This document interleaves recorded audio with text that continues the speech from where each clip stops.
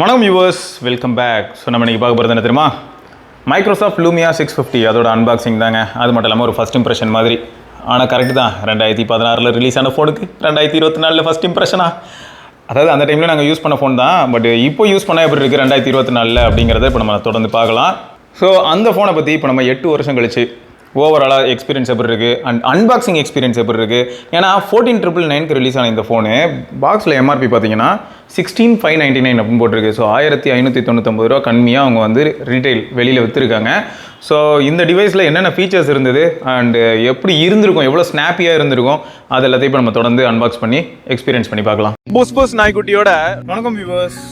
சரியான ஃபீல் பார்க்கலாமா? Hello hello hello low. Okay, so Kamesh bro சொல்லுங்க. அதே சமயம் நம்ம எஸ்ஆர்கேயும் இருக்கா. ஸோ நாங்கள் 3 பேரும் சேர்ந்து தான் இந்த ஆப்ரேஷன் பண்ண போகிறோம். எஸ். என்னையா மசாலா வாடையாக இருக்குது, இந்த மாதிரி தான் இருக்குல்ல. ஓகே, ஸோ ஆப்ரேஷன் பண்ணுவோம். ஆமாம், ஃபஸ்ட்டு கோஆப்ரேஷன் பண்ணுவோம், அப்புறம் ஆப்ரேஷன் பண்ணலாம். லூமியா 650, அதனால் இந்த டைம் இந்த பேட்டர்ன் பார்த்துருக்கீங்களா ப்ரோ? நிறைய பேர் இதை ஃபாலோ பண்ணுவாங்க. லூமியாவில் நீங்கள் பார்க்க முடியும். ஸோ இப்போ எக்ஸாம்பிளுக்கு பாருங்களேன், இது வந்து 808 பாக்ஸு. 808 பாக்ஸில் எப்படி இருக்குது? நோக்கியா 808 PU 8 டைம் போட்டாங்க. லான்ச் ஆக்சுவலாக அந்த டைம் தான் நினைக்கிறேன், 15/3/2012. ஆக்சுவலாக 2012 தான் ரிலீஸ் ஆச்சு இந்த டிவைஸு. சரி, இது ஒரு பக்கம் இருக்கும்போது இதுலேயும் அதே மாதிரி தான் பில்டப் கொடுத்துருக்காங்க. ஜனவரி 4 மண்டேயா 650 அப்படின்னு போட்டிருக்காங்க. வீக்லி கேட்சப் கேஃபு பயங்கர பில்டப்பாக தான் இருக்குது. பட் அதில் வருஷத்தை போடலை.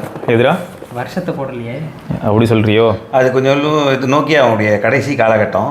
அதனால் இது நோக்கியாவே கிடையாது இப்போ. இல்லை மைக்ரோசாஃப்ட். இப்போ மைக்ரோசாஃப்ட்டும் கிடையாது. அது என்ன கனெக்டிங் பீப்புள், அதெல்லாம் கனெக்ட்லாம் போல, எல்லாம் டிஸ்கனெக்ட் பண்ணி தூரத்துக்கு போட்டாங்க.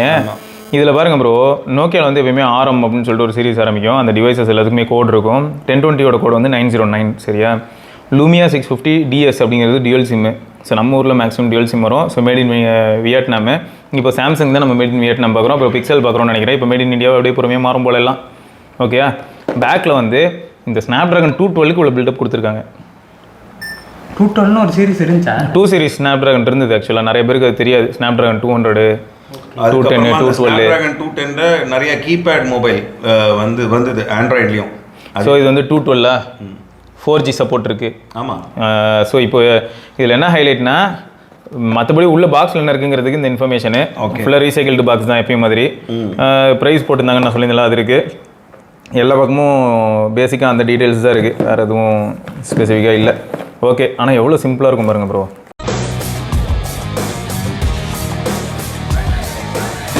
ஸோ டிவைஸ் வந்து பார்த்தீங்கன்னா வெயிட் இருக்காது. வெயிட் இல்லை, அந்த மெட்டல் பாருங்கள், அந்த மாதிரி இருக்குல்ல இந்த ஃபினிஷிங்கு மெட்டல். அப்புறம் எவ்வளோ தின்னாக இருக்குது பார்த்தீங்களா ஃபோனு. இப்போ சொல்கிறாங்களே 5 பாயிண்ட் இவ்வளோ அவ்வளோ எம்எம்னா, அதை விட ரொம்ப ஸ்லிம் இது. இல்லை, ஆக்சுவலாக அவ்வளோ தின் இல்லை, ஆனால் லைட் வெயிட்டாக ஃபீல் ஆகும். அடுத்து அப்படியே இந்த பார்ட்டிஷனை ஓப்பன் பண்ணோன்னு வைங்க, உள்ள charger, headset. So headphones red colour card இருக்குங்க. நம்ம இங்கே வரேன், ஏர்டெல் 4G. இப்போ 5G வந்துருச்சு. Double your data for free. ஆமாம், இப்போ போய் கேட்டால் கொடுப்பானா ப்ரோ? காது மேலே கொடுப்பானா? 3G ப்ரைஸில் 4G கொடுக்குறேன்னு கேட்குறான். ஸோ இது வந்து பார்த்தீங்கன்னா உங்களுக்கு 3.5mm இந்த ஃபோனில் இருக்குது. அதனால் ஹெட்ஃபோன்ஸும் கொடுத்துருக்காங்க. மைக்ரோ யூஎஸ்பி தான் உங்களுக்கு. இதுவே நீங்கள் லூமியா 950 XL ட்ரை பண்ணிங்கன்னா உங்களுக்கு இது இருக்கும், டைப் சி.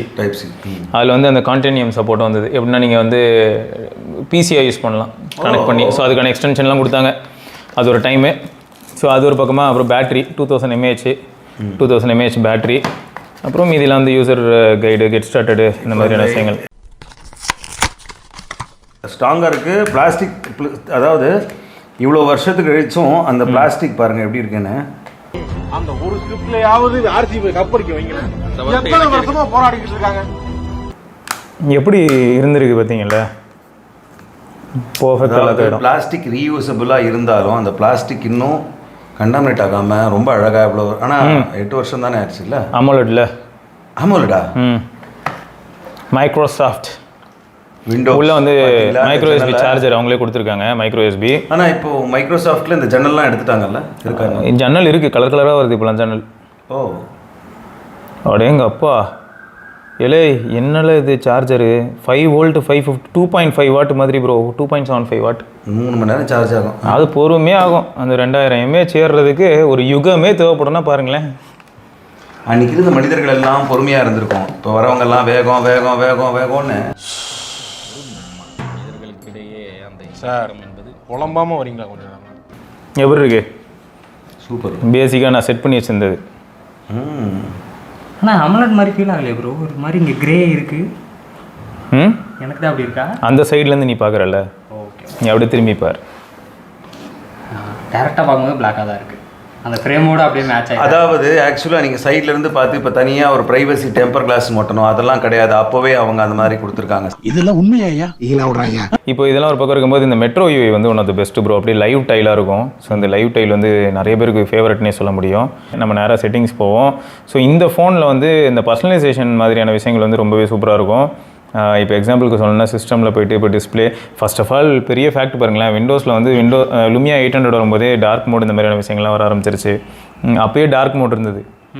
இப்போ நார்மலாக வந்து நம்ம லைட் மோட் வேணுமா டார்க் மோட் வேணுமா நம்ம டக்குன்னு தேவைன்னா இதெல்லாம் மாற்றிக்கலாம்னு வச்சுக்க. அப்புறம் வந்து பிரைட்னஸ் லெவல் அட்ஜஸ்ட் பண்ணுறதுக்கு ஆட்டோ பிரைட்னஸ். லைட் மோட் வச்சுருங்க. லைட் மோட் வைக்கிட்டா? ஏன்னா அப்போ தான் ப்ராப்பராக தெரியும். இது ஃபோனோட இந்த இது சொல்கிறியா? ஏன்னா பிளாக் பேக்ரவுண்டு பிளாக்கு, ஃபோனும் பிளாக்கு, பூரா பாயில் உள்ள கருவாப்பட்ட மாதிரி இருக்கீங்க, எதுவுமே தெரியல. ஓ அந்த டெயில் கலரை மாற்றிக்கலாம். ரெட்ல இருந்து ப்ளூ, ப்ளூல இருந்து இஷ்டத்துக்கு வச்சுருந்தாங்கல்ல. அப்படியே விண்டோஸ் தானே அப்படியே இருக்கு.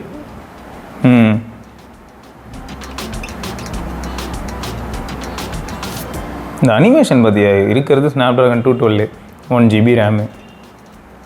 ஆனால் எந்த அளவுக்கு சூப்பராக இருக்குது.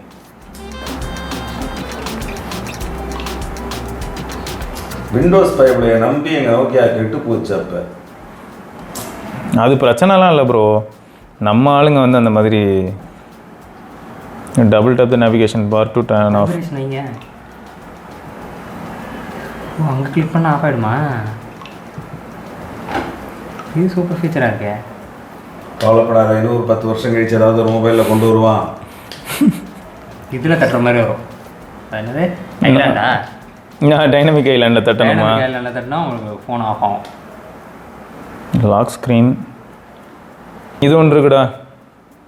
சாம்பிள் இமேஜ் எதையாவது நம்ம வச்சோன்னு வையன் அப்படியே டிரான்ஸ்பரண்ட்டாக மாறிடும். ஓ அது இப்போ நம்ம ஆண்ட்ராய்டு 13க்கு அப்புறம் வந்ததுல பிளர் ஸ்க்ரீன் பிளர் பின்னாடி இருக்குல்ல அந்த வால்பேப்பர் அப்படியே டிரான்ஸ்பரண்ட்டாக இங்கே வரும். ஸோ எந்த கலர் வச்சாலும் அது அங்கே இருக்கும். இப்போ அது வந்து நம்ம ஏஐன்னு சொல்லி வருது ஆண்ட்ராய்டு 13, 14லலாம். இதுதான் மல்டி டாஸ்கிங். அந்த ஏஐ இளமையாக இருந்தபோது செட்டிங்ஸே தனித்தனியாக காட்டுதா? ஓ அது லாங் ப்ரெஸ் பண்ணோன்னா அதான் செட்டிங்ஸ்குள்ளேயே நீங்கள் எது எதுக்குள்ளே போனீங்க எல்லாமே தனித்தனியாக இருக்குது. எஸ் ஹைலைட் பாருங்கள். ஃப்ரண்ட் ஃபேஸிங் கேமரா வந்து 5 மெகாபிக்சலு, ரியர் ஃபேஸிங் கேமரா வந்து 8 மெகாபிக்சலு. எப்படியும் நம்ம சாம்பிள்ஸ்லாம் அட்டாச் பண்ணி விடுவோம். அதை தவிர மோட்ஸு வீடியோக்கா இல்லாட்டி பேனோராமாவுக்கு வச்சுருக்காங்க. அப்படி இல்லைனா இந்த பக்கம் போனால் கேமரா, திரும்ப அழுத்தினா வீடியோ. ஸோ வீடியோக்கான செட்டிங்ஸு அப்படி தான் இருக்கும். கொஞ்சம் கூட சின்ன லேக் கூட இருக்காது. 1 GB ரேம் தான். மொத்தம் 2024 இப்படி ஒரு டிவைஸ் நம்ம வாங்குறதா இருந்தால் என்ன மாதிரியான பர்பஸ்க்குலாம் யூஸ் பண்ணலாம் அப்படின்னு பார்க்கும்போது ஃபஸ்ட்டு அதோட கேமராவை பேசிக்காக யூஸ் பண்ண முடியுங்க.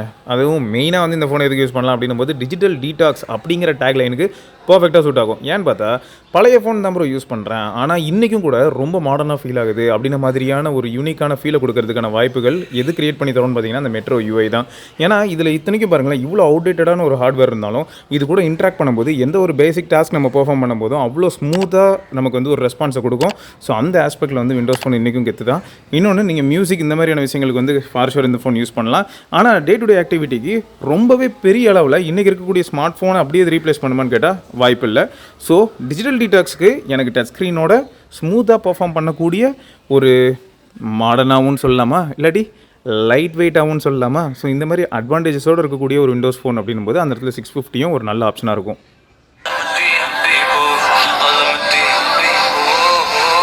ஸோ ஃபைனலாக உங்களோட ஃபேவரட் விண்டோஸ் ஃபோன் எது, அதை யார் மேனுஃபேக்சர் பண்ணலாம், ஸோ எந்த மாடல் அப்படிங்கிறத மறக்காம கீழே கமெண்ட்டில் சொல்லுங்கள். இதை தொடர்ந்து நம்ம இன்னொரு பதிவில் சந்திப்போம். ஸோ நீ பார்க்கலாம். பாய்.